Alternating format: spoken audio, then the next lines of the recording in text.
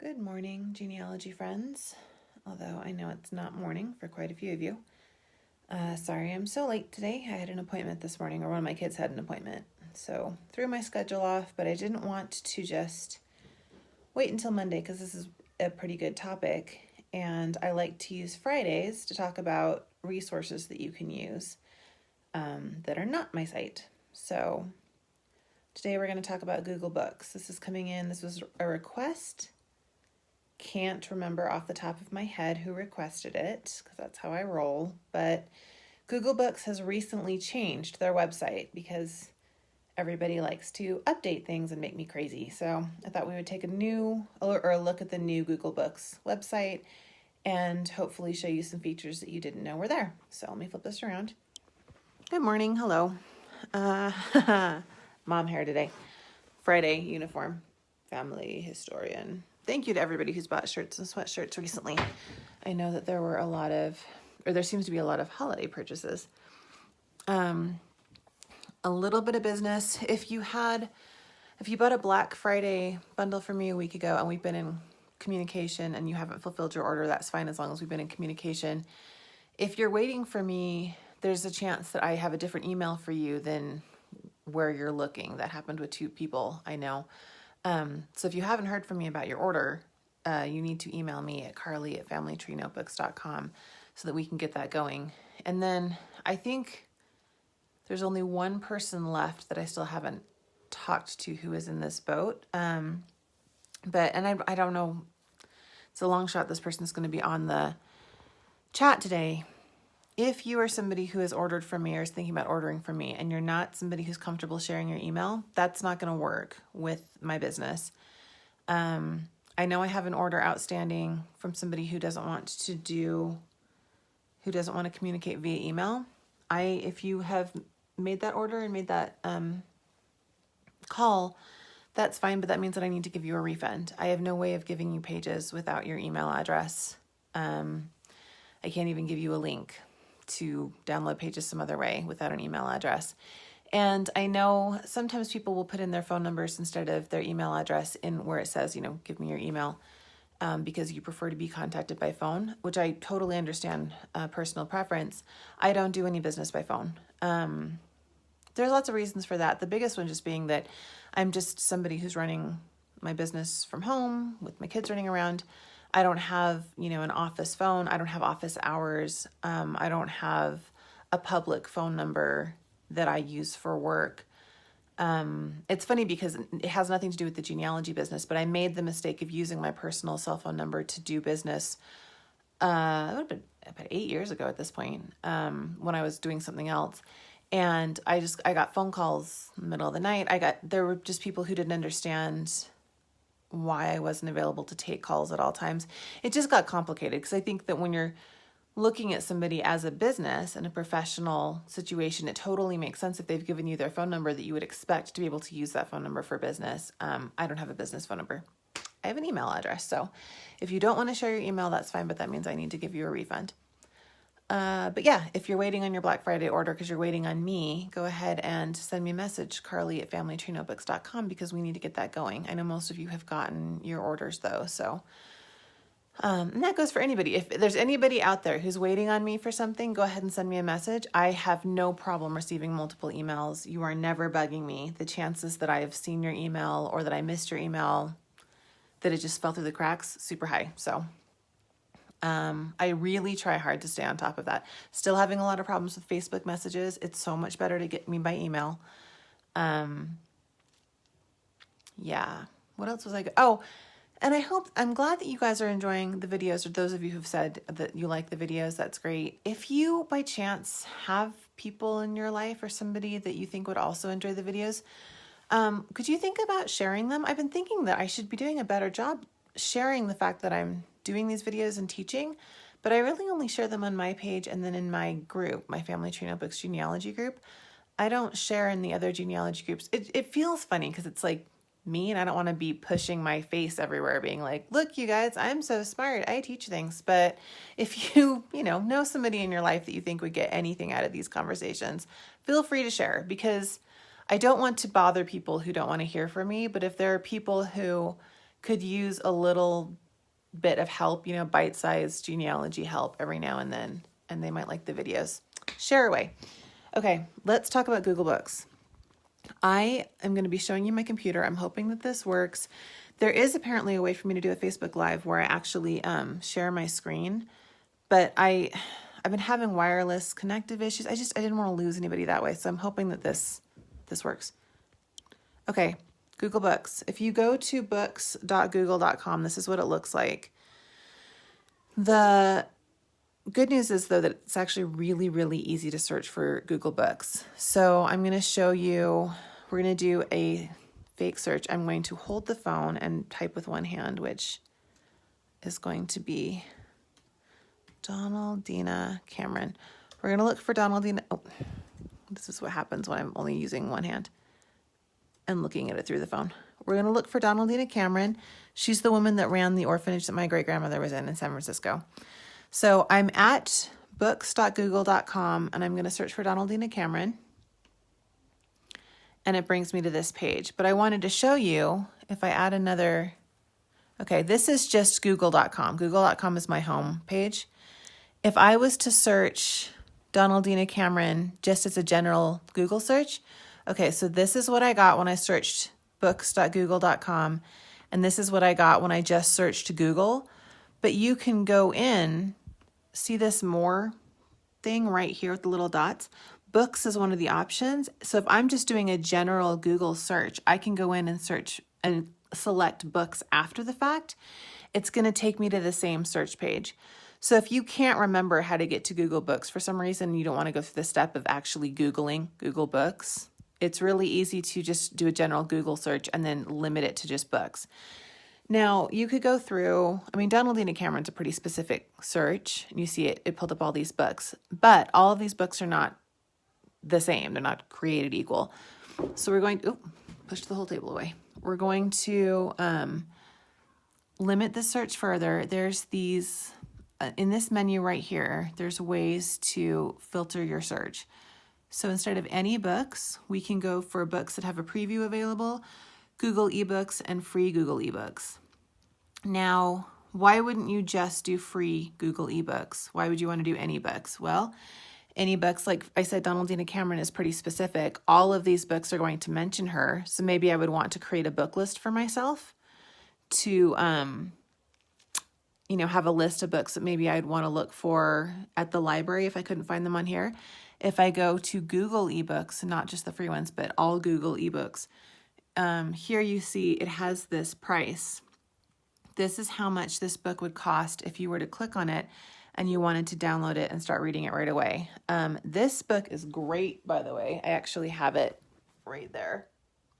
I don't, obviously if you don't have family history in San Francisco's Chinatown, you might have limited interest. But I think just as American history, this is a relatively new book, and I think it was written really well. But yeah, my family's in it a couple times, which is kind of interesting. Anyway, let's say you wanted to read this book, but you didn't have it. Well, I'm going to hit this little X over here. That's going to shut this book preview. And it tells you that you can preview it. You can also add it to your library. You can, see here, it says get the book. And you can actually get the book right now from Google Play Books, from Apple Books, from Barnes & Noble. This is all, so you could get the book digitally and start reading it right away, or come down here and this is where you can buy the print book. Oh, excuse me. But let's go back. I'm hitting the back button. And back. And back. Sorry, this is just showing you. Okay, so we're back to Google eBooks. And I'm going to go now down to the free Google eBooks, which are great. So free Google eBooks, these are the ones that the text is free, digital, and you can look through them right away. And a lot of older books are free on here. They're just scans of books, but they're great. Now, obviously, you can tell when we switched to just free Google eBooks, now we've got old documents, not nice, new, hot off the presses books. And these are a little drier. This is the United States Congressional Serial Set, volume 4345, blah. But let's say I want to look at this report on Industrial Commission on Immigration. So I open that up. The good news is that when I open it up, it's going to take me straight to the part where Donaldina Cameron is. This is a statement made by Donaldina Cameron, matron of the Presbyterian Chinese Rescue Home. And this is this, interview that she did. And it talks about what class of girls do you have in the house? We have domestic slaves. They're asking, do you have slaves or do you have prostitutes? And she had both. And they're asking about, do you have who's guarding the house? And it's a very interesting thing. Now, up here, you'll see that's results 4 or 5 for Donaldina Cameron. So you can search through and just be looking for the places where Donaldina Cameron is mentioned. I can clear the search. That's going to give me the whole text. I can click this X and go back. This is going to give me just information about this book that I'm looking at. And here you can see, if you read for free, it's just going to open that book back up again. And we'll open it again in a second. But I can also download the PDF. I could now search inside this book for something else. Maybe I want to search for specific names in my family. I don't, because I've actually looked at this book before and my family's not named. I can also add this book to my library. Now, adding a book to your library is really cool. This used to be called add it to your bookshelf, and because you can have bookshelves, air quotes, bookshelves in Google Books, but now they're just considered different sections of your library. This is something that's different with the new Google Books website layout, but it's the same function. So if I was to add it to my library, it asks me, like normally these would have been what my bookshelves were called, and it asked me, okay, where do you want to put this? Let's say I want to put it on my to read shelf. Oh, my grocery order just arrived. Well, I'm sure it'll be fine for a second. Now this is going to take me to my bookshelves. So you can see here, I'm in my library. And we are, it's cool because it has your browsing history. These are books that I've read recently on Google Books, favorites, reading now. And here we've got to read. I just added that book, and then suggestions. And I have like this family history book that I had saved. So that's great. If you want to just worry about searching, but not necessarily reading, then you're going to want to take advantage of the My Library thing. Also, if you go to, okay, so let's say, well, I'm going to type back in books.google.com. This is just the Google Books homepage. The My Library link is down here. You also can go into if you're signed in Google and you go to this little grid thing, this is all of the different Google apps that just sort of come with Google. And the books would be right here, but the library link is right there. And if I click on that, it's just going to take me back to my library. So, okay, I'm going to close this window. So we're back to this report on Industrial Commission. Let's look at it again. So read for free. Let's say that I want to, okay, where'd she go? Donaldina. Okay, I'm searching this book for Donaldina. It's going to highlight her. I'm going to go back to this question. Let's say I wanted to save part of this book. Now, there used to be this little icon that looked like scissors, and that was how you clipped parts of the book. Now you need to go up to this 3-dot menu, and it's going to ask you if you want to share a clip. So this is the new scissors icon. If you're looking for the scissors icon, share a clip, and I can really just draw a box around something that I want to share. So if I wanted to save an image for my notebook of a specific part of a book, I could do this. So now there's that square, and it's going to ask me. So up here, this is actually, it's copied all of the text. So that's nice if I just want to copy the text. You can translate it. The translation, it's Google Translate, which I think Google Translate is great because it's nice that they offer it. That being said, it's an AI, translation. It's Google's artificial intelligence. So it's not great. it definitely depends on which language you're translating into. And I've had things translated to English from other languages, and the translation comes out, and I'm like, man, I really hope that that's not what that actually says. Anyway, you can also, there's this image, or you can embed. Let's say I wanted to copy that image. Now, it's not, it copied the link. It didn't copy the image, but I can go up here, open a new window, paste. I just pasted the link that I just copied, and it takes me to this image, and then I could, from here, I could save. Can I hit this with my finger? I could drag this off and then save it that way. Sorry, it's really hard to do this one-handed. I'm probably making it look more complicated than it needs to. Now you can also, again, you can download the book. You could find this book in a library. If I wanted to just share, all it's going to do is give me the link to the book. There used to be a little print icon, and I was looking for that, and it's not here. So honestly, if I wanted to save multiple pages and I wanted to, I like to save full pages for my notebooks and then just put, like, actually print the page out just as a page. I don't even put it on a, like, separate new notebook page from my set. I just put the whole page in usually, because the margin's usually enough to bind it. I would download the book, find the pages that I wanted, print off those pages, and then I actually save, like, download a Google Books to a hard drive if they have something to do with my family, just because I'm always worried that Google's going to stop access to things that I like to read. Like, this is a book that I wanted to have saved because I really wanted to keep this interview. So on a hard drive, I have a folder that's called Google Books, and I just throw books in there once I've downloaded them. I don't keep them on my computer because they tend to be kind of large files, but yeah, that's, okay, I'm going to X this out. That's where this download PDF thing comes in really handy. Okay, I'm trying to think a couple other little tricks for Google Books. I mean, that's really the basics. Now, if you're trying to think, okay, so I want to search Google Books and I've searched for a name and nothing came up. So things to think about searching for Google Books. I mean, you don't need to keep looking at this. I'll flip it around. You don't want to just stop with your ancestors' names, or if your ancestors, like my husband has like 15 ancestors that are named John Morgan. That's not, I don't even bother, because that's probably the most generic, white man name ever.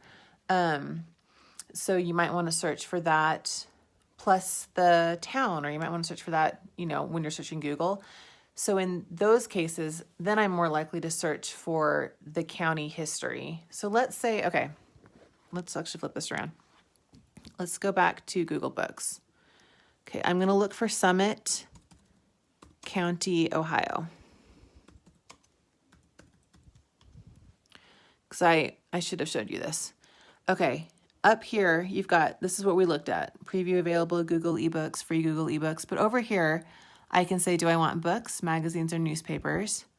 Sorted by relevance. This is a big one. From any time. When do I want this? Well, maybe the guy that I'm looking for was only born in 1960. So I'm not going to want anything from the 19th century. So, I could pick a custom range and only look for books that were published after he was at least 10 years old. So you could search that way.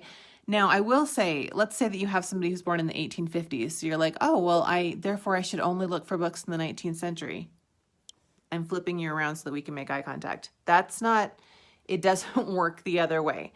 People who were born more recently, you look for books from the time of their birth forward. People who were born 200 years ago, you want all the books from the last 200 years, because you might have a book that came out 10 years ago that talks about that guy. So it's not, I mean, honestly, even newspaper searches, I don't really limit that much, but, sometimes when you're searching the newspaper, you're looking for newspaper articles that came out during that person's life. Books don't work that way. If they're writing about your ancestor in a book, they could be writing about your ancestor anytime after that person was born. So don't think about it that way. anyway, okay, but let's say History of Summit County with an outline sketch of Ohio, 1881. So if I'm looking for somebody who was born in 1914, then this isn't a good book, right? But if I'm looking for somebody who was born in 1850, this might be a good book. We're going to go in here and I'm going to, yes, thank you. I'm going to search this little thing. Well, now it's not going to search Google Books. It's going to search the text. I'm going to search for John Morgan.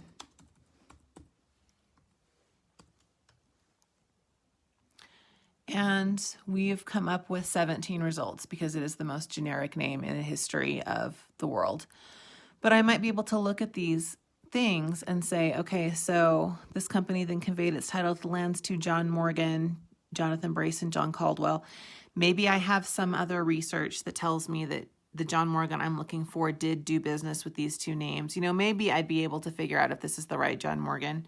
Again, this is almost a bad example because John Morgan is one of the hardest names I've ever had to find. But I just wanted to show you, if you're having a hard time finding specifics about your ancestor, look for the larger books, the histories of the counties, the histories of the military units that they were in, the histories of the military, like a World War I book that covers everybody from Kentucky. That would be a good place to look for an ancestor who was in Kentucky, who served in World War I. But you might want to look and then find the book first and then do searches inside, because maybe you only want to search for the last name inside that book. Maybe instead of writing out William, they just wrote W.M. Morgan. And again, when you just search for like Summit County, Ohio histories, you can put together a book list. You might find a book there that doesn't necessarily name that ancestor, but maybe it talks about, the specific township that maybe there's something about the township that you didn't know that then helps your research. I am a research fanatic. I love to read. I love to make notes. I never feel like it's wasted time for me to over research something. So I like to cast a big net in Google Books and then sort of work my way towards getting more narrow. But I hope this was helpful. Google Books is a great resource. It's not, it isn't the only library on the internet that's available. I will talk about other ones in the future. So just because something's not on Google Books doesn't mean that it's not out there. And it isn't a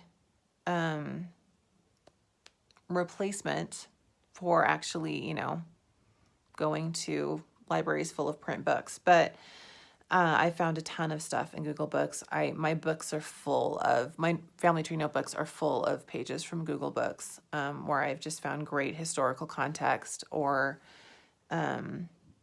little snapshots of different family members. So I hope that was helpful. I really hope you guys enjoy your weekend. And yeah, thanks for the suggestion, person who suggested I do Google Books. And if anybody else has any requests or anything, make sure you leave them.